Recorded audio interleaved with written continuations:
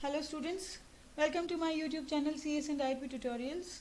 And as we were discussing about conversion from among number systems, various number systems in data representation. So far we discussed about converting the integer values. Today we will discuss about converting fractional values. Fractional values को कैसे हम convert करेंगे from decimal to binary and all the number systems. So let's start. अब जब मैं binary to decimal की बात करूं तो जो मेरा बाइनरी टू डेसिमल कन्वर्जन होगा कुछ वैसा ही आपका octal to decimal and hexadecimal to decimal conversion होगा, जैसा कि हमने इंटीजर कन्वर्जन्स में भी देखा. द प्रोसीजर वाज सेम, बस रेडिक्स की वैल्यू चेंज हो जा रही थी. तो सेम वे इसमें भी प्रोसीजर सेम रहेगा, बस जब आप बाइनरी सिस्टम को रेफर करेंगे तो 2, जब ऑक्टल को करेंगे तो 8 और जब हेक्साडेसिमल को करेंगे तो 16. तो स्टेप्स क्या हैं? स्टेप्स आपके ऐसे हैं कि जो आपका फ्रैक्शनल पार्ट है उसको moving from left hand side to right hand side you will assign place values to each digit. यही हमने इंटीजर पार्ट में भी किया था, but in that we were moving from right hand side towards left hand side, but in the fractional part we will move from left to right and the place values will be from -1 to -n. Then we'll multiply and will add, जैसा कि हमने integer part में भी किया था. सिर्फ ये जो हम प्लेस वैल्यूज दे रहे हैं ये जानना है कि ये कैसे दे रहे हैं, बाकी दोनों स्टेप्स सेम है. तो एक एग्जांपल देख लेते हैं. फॉर एग्जांपल मुझे कन्वर्ट करना है 0.1011 बेस 2 को इनटू डेसिमल. तो moving from left hand side towards right hand side, I am numbering the digits as -1, -2, -3, -4. These are the place values now. Now I will multiply 1 with 2 raised to the power -1, then 0 with 2 raised to the power -2, 1 into 2 raised to the power -3 and 1 into 2 raised to the power -4. This will be your 1/2. जब मैं negative powers लगाती हूँ तो वो denominator में आ जाती है आपकी बेस वैल्यू. तो this will B 1/2, this will B 1/2 square, that is 1/4, this will be your 1/8 and 1/16. और जब आप इनको सॉल्व करोगे तो answers will be these 0.0625, 0.125. This will B 0 क्योंकि मैं 0 से मल्टीप्लाई कर रही हूँ, एंड दिस विल बी 0.5. अब इन सबको मैंने ऐड कर देना है and my answer will B 0.6875 base 10. एक एग्जाम्पल फिर से देख लेते हैं.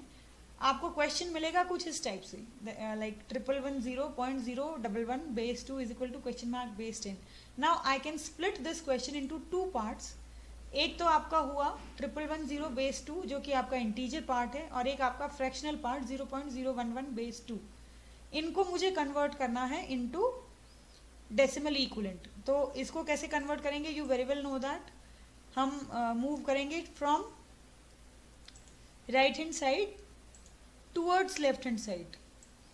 इस तरीके से मैं मूव करूंगी and I will assign the place values. इसकी हो जाएगी 0, then this will be 1, this will be your 2 and this will be your 3.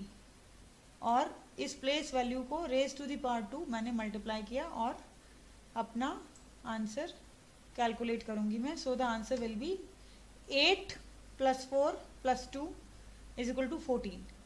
Similarly अब इसमें भी मुझे वही करना है, मैं प्लेस वैल्यूज ही दूंगी, but in this fractional part will move from left towards right and the place values will be -1, -2 and -3. So I will calculate 0 into 2 raised to the power -1, 1 into 2 raised to the power -2 and 1 into 2 raised to the power -3. It will be 0 plus 1/4 plus 1/8. 1/4 को calculate किया तो it is 0.25, 1/8 को calculate किया it is 0.125, add किया the answer is 0.375. So 0.011 base 2 is equal to 0.375 base 10.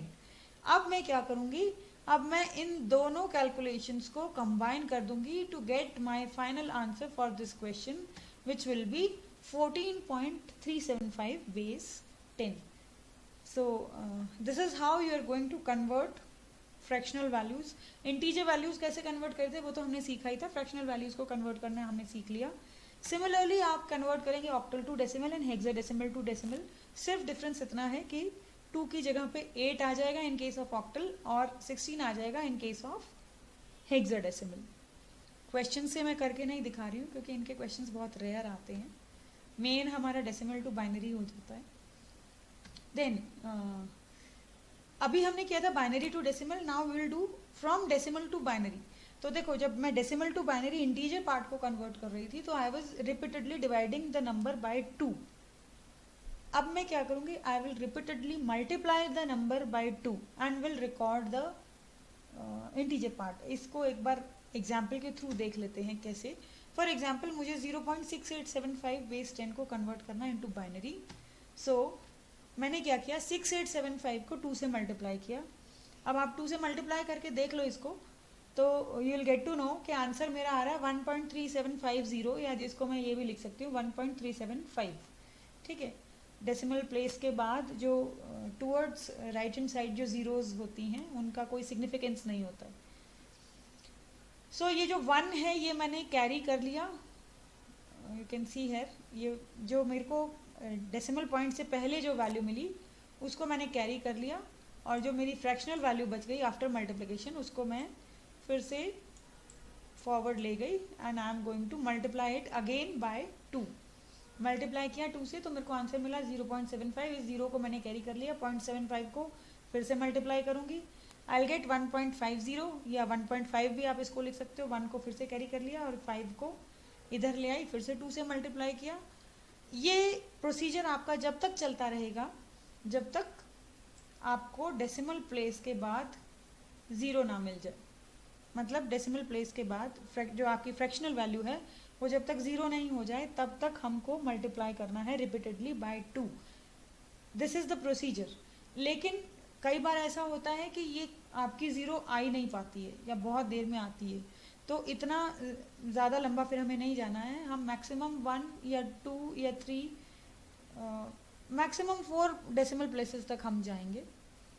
2 decimal places तक तो generally कर ही लेते हैं, इन सम केसेस 4 डेसिमल प्लेसेस तक या 3 डेसिमल प्लेसेस तक करेंगे, उसके आगे जाने की ज़रूरत नहीं है। अप्रॉक्सीमेट कैलकुलेशन आपको मिल जाएगा, दैट विल बी इनफ। और अब जितने भी मैंने जो वैल्यूज़ कैरी की थी इनको सबको मैं इन द सेम सीक्वेंस, जब मैं इंटीजर पार्ट को कन्वर्ट कर रही थी तो मैंने रिवर्स सीक्वेंस में रिकॉर्ड किया था रिमाइंडर्स को, इनको मैं सेम सीक्वेंस में रिकॉर्ड करूंगी जिस सीक्वेंस में मुझे ये मिले हैं। ठीक है, and so the answer will B, यहाँ पे मैं 0 पॉइंट लगाना भूल गई, 0.6875 विल बी 0.1011 बेस 2। मेरे से छोटी सी गलती हो गई है, वो आप ठीक कर लीजिएगा। It will be 0.1011 base 2। इसको एक क्वेश्चन के थ्रू देख लेते हैं। फॉर एग्जाम्पल 35.65 बेस 10 को मुझे कन्वर्ट करना था इनटू बाइनरी, तो I am going to split the question into 2 parts. एक मेरा integer part that is 35 base 10 और दूसरा मेरा 0.65 base 10 that is the fractional part. अब मैं क्या करूँगी, 35 बेस 10 को कैसे कन्वर्ट करना है मुझे बताने की ज़रूरत नहीं है, आप जानते हैं। 0.65 को जब मैं कन्वर्ट करूँगी 2 से मल्टीप्लाई किया, 1.30 मुझे मिला, 1 मैंने कैरी कर लिया, 0.3 को फिर से 2 से मल्टीप्लाई किया, 0.6 मुझे आंसर मिला, 0 कैरी कर लिया, 0.6 को फिर से 2 से मल्टीप्लाई किया, 1.2 आंसर मिला, 1 को मैंने कैरी कर लिया। आप अब इसको जितना मर्जी प्लेसेस तक लेते जाओ, ये ख़त्म तो होगा नहीं। सो मैं 3 प्लेसेस पर ही इसको ख़त्म कर रही हूँ अपनी इस रिपीटेड मल्टीप्लिकेशन को। मेरे को एक अप्रॉक्सीमेट वैल्यू मिल जाएगी विच विल बी मतलब 0.65 base 10 is approximately equal to 0.101 base 2, और मुझे फाइनल आंसर अपना मिल जाएगा।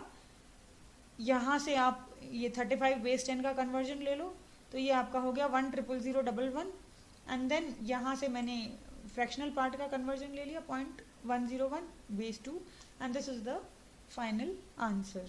इसी तरीके से हम ऑक्टल के केस में भी करेंगे, हेक्साडेसिमल के केस में भी करेंगे। वहाँ पर रिपीटेडली 2 से मल्टीप्लाई करने की बजाय हम रिपीटेडली 8 से या 16 से मल्टीप्लाई करेंगे।